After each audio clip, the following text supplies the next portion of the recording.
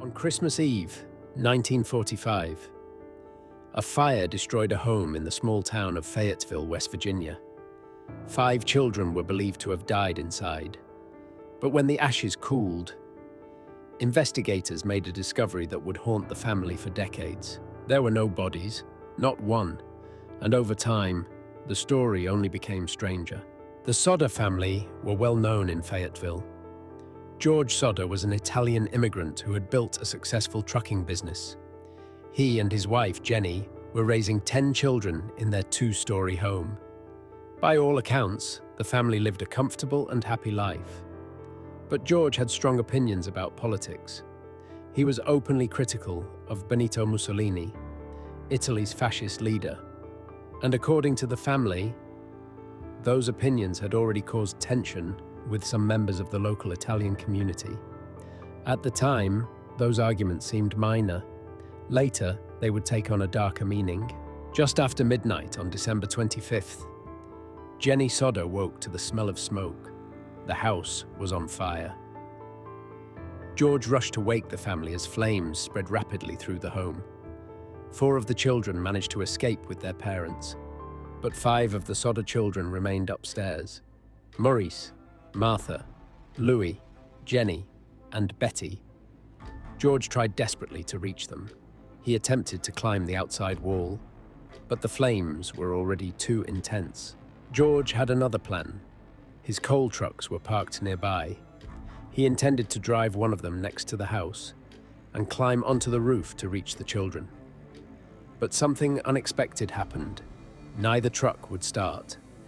Both engines, which had been working perfectly the day before, suddenly refused to turn over.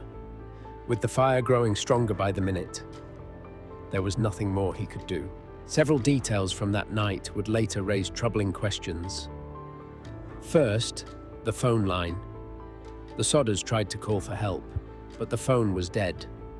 Later investigation revealed the line had not burned. It had been physically cut. The local fire department arrived hours later. By then, the house had been reduced to ash. Investigators searched the ruins, but they found something strange. They found no remains of the 5 children. Not bones, not teeth, nothing. Authorities quickly concluded that the children had died in the fire, but the Sodders found that explanation difficult to accept. According to several experts, house fires rarely burn hot enough to completely destroy human bones, and the search of the site had been brief. Within days, George Sodder bulldozed dirt over the ruins and turned the area into a memorial garden. But his doubts never faded. Over the years, the Sodders began receiving strange reports. Witnesses claimed they had seen the children after the fire. One woman said she saw them looking out of a passing car the morning after the blaze. Another claimed they were staying at a hotel. None of these sightings were ever confirmed. Still, the family refused to believe the children had died. They erected a large billboard along a nearby highway. It displayed the faces of the missing children and offered a reward for information. The sign remained there for decades.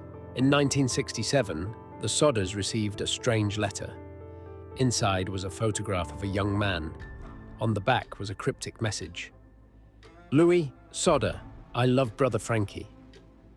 Louis had been one of the children believed to have died in the fire.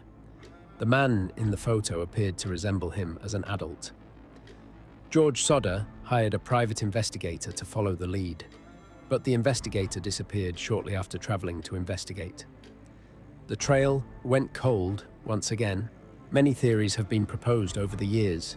Some believe the fire was accidental and that the children's remains were simply missed during the search. Others suspect something more deliberate, arson, possibly tied to George Sodder's outspoken political views. Some investigators have even suggested the children may have been kidnapped during the chaos of the fire. But no theory has ever been proven. The Sodder parents spent the rest of their lives searching for answers. They never stopped believing their children had survived, even decades later. The billboard asking for information remained standing. 5 children, a house that burned to the ground, and a mystery that still lingers in the hills of West Virginia. Because to this day, no one knows what really happened to the Sodder children.